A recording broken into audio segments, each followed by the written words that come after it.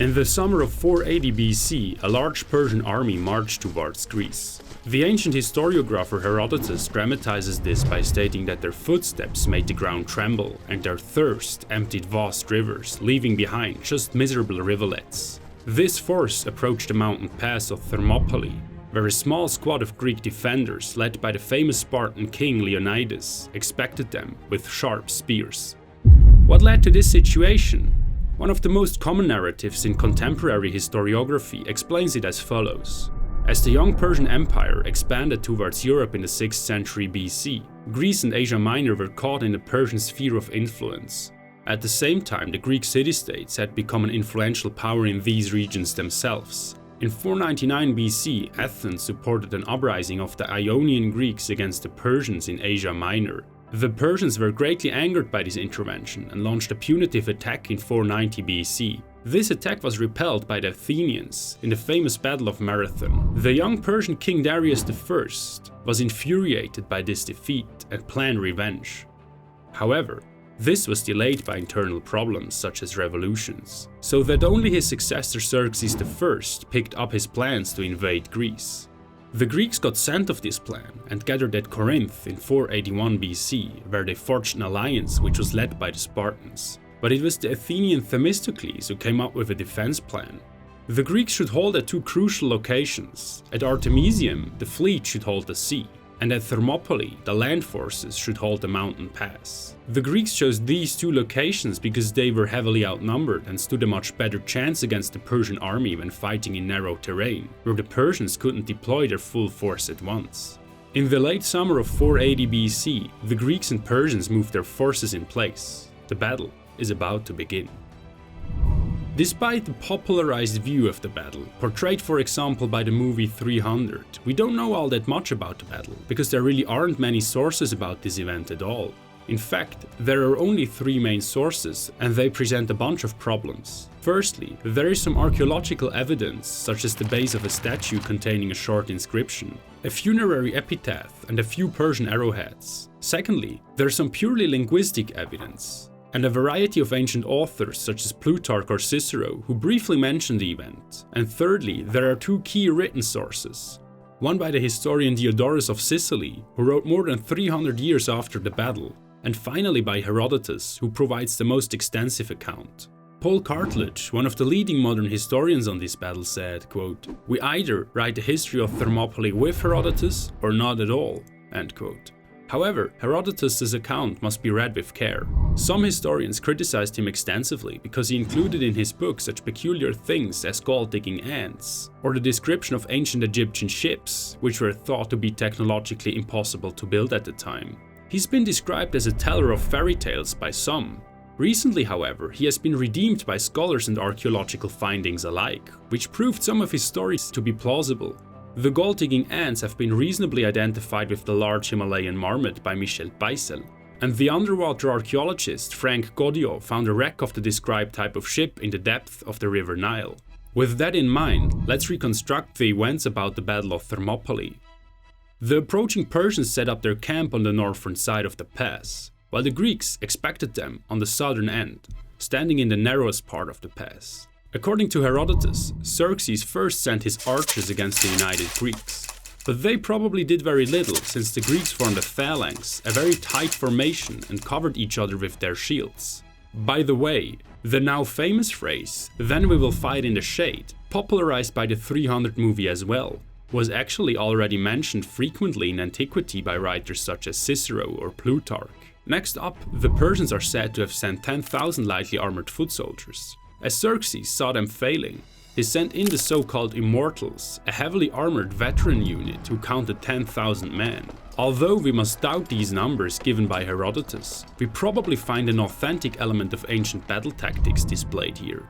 Herodotus explains that the Greeks switched out soldiers who fought in groups according to their cities. This is to say that for a while the Spartans were fighting, then the Thespians, then the Thebans, and so on. Some historians argued that the phalanx usually had one weak point, namely that the formation tended to be weaker on the left flank, since all the hoplites tried to bring their unshielded right flank close to the next man's shield. Consequently, the phalanx had the tendency to push to the right. Thus, two phalanges in a Greek-on-Greek battle tended to slowly spin in a circle because they were always moving forward on their stronger right flank versus the enemy's weaker left flank. In the narrow pass of Thermopylae, the Persians could not take advantage of that weakness. On the second day, Xerxes is said to have sent his men again, hoping that the Greeks were now burned out, but his forces were repelled again. In today's pop culture and in the studies of many scholars of the 20th century, the Battle of Thermopylae is portrayed as a fight of a handful of Greeks against millions of Persians. Although many of these portrayals are massively overstated, it is probably true that there were only few defenders at Thermopylae who fought against a huge Persian army. But let's have a closer look at the numbers. Due to religious festivities, namely the Olympic Games in honor of Zeus Olympus, the Greeks were unable to deploy their full power in 480 BC. Additionally, the Spartans held a festival in the honors of Apollon Carnus, during which they were traditionally not allowed to fight. Some also argued that the Spartans feared an internal uprising of a slave-like part of their population called Helots, so they didn't want to send too many Spartiates away.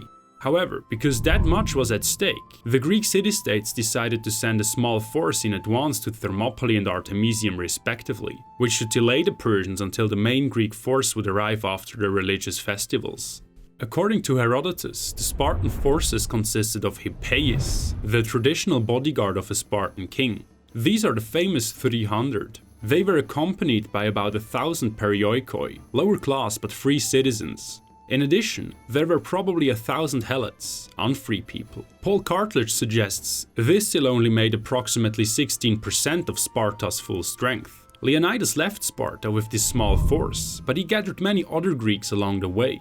Mantineans, Corinthians and Thebans, to name but a few. In total, Herodotus lists at least 4,700 Greeks from other city-states. This makes a total of approximately 7,000 Greeks. While this number seems perfectly reasonable, Herodotus estimates that there were 2.5 million soldiers and the same number of support personnel on the Persian side. This is not only improbable, but impossible. 2.5 million soldiers would have been 14 to 29% of all Persian men. As an agricultural society, the Persians could never have afforded to send so many men away. As a comparison, Germany deployed about 16% of its men in the Second World War at any given time. More recent estimates reach from 50,000 Persians to 250,000 Persians, and are usually based on the logistical capabilities of the Persians. Still, the Persians did outmatch the Greeks by quite a significant margin. However, despite their numbers, the Persians did not find any way to break through. But right at this moment, a Greek traitor by the name Ephialtes told the Persians about a small narrow mountain pass, which let them outflank the Greek forces. He, his name respectively, became associated among the Greeks as the stereotypical traitor. The literal translation of Ephialtes is nightmare, which is very telling by itself. Leonidas had to face a difficult decision. Should he retreat or hold his ground? At dawn of the third day, the Greeks were almost encircled. Leonidas summoned a council of war. Some of the Greeks argued for withdrawal. They left right before the Persians completed the encirclement. Leonidas must have been aware of the fact that this was his last chance to leave and to save himself and his men. Nevertheless, he stayed at the pass, and according to Herodotus, about 2,000 soldiers stayed behind to fight and die with him. Up to this day, it is a conundrum for historians why Leonidas didn't retreat. On many occasions, this event served as an exemplum of patriotism and fatherland-loving sacrifice. So much so that even the Nazi Germans used it for their war propaganda. Hermann Göring, for example, used the analogy to Leonidas' deeds to tell the soldiers fighting at the Battle of Stalingrad in 1942-1943, who were also encircled by the Red Army, that they had to hold out heroically like the Spartans did. Let us have a look at the most common scholarly explanations why Leonidas stayed. The first and rarest view is that the Spartans consulted the Oracle of Delphi before the battle. It prophesied that the Spartan king would have to die. According to this view, Leonidas believed in this and chose only Spartans with a son to accompany him. Historian Paul Cartledge suggests that his belief in the oracle might indeed have been firm enough to make him stay.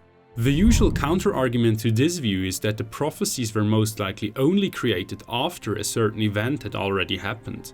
Another explanation, which has been considered by scholars, is that the Spartan law forbade them to retreat. Yet this has been largely debunked, for example by Anushka Alberts.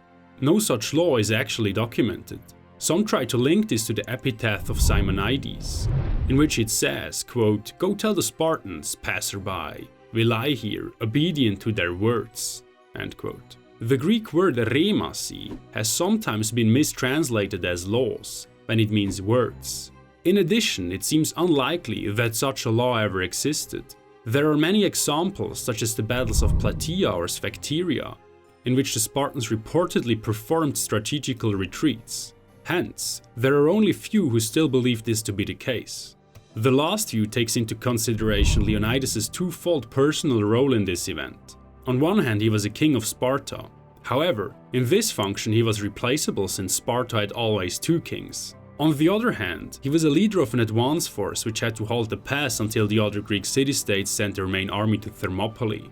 In this position, he had a certain responsibility to hold the alliance together, which would have probably not been the case if he had left. If he had fled, he would have had to explain his failure and the Greeks might have disbanded their union. Finally, Leonidas would have failed the Greek fleet by giving up his position. The ships wouldn't have had the time to retreat and thus could have been encircled as well. In addition, the soldiers who had left Thermopylae would have been easily run down by the Persian cavalry if nobody had blocked their way. Considering this, it made sense to hold the ground to make sure the other Greeks could retreat safely and fight again. Archaeologists found loads of Persian arrowheads on a hill near the narrowest part of the pass, and thus supposed that Leonidas probably made his last stands there. In this position, he would have probably blocked the Persian horses, or at least made himself an obvious target so that the Persian cavalry couldn't go after the retreating Greeks. After the Persians had slayed the last defenders, their way was free. The Persians entered the Greek mainland and sacked various cities including Athens. It was only at the Battle of Plataea and the Battle of Salamis that the Greek city-states finally were able to avert the Persian invasion.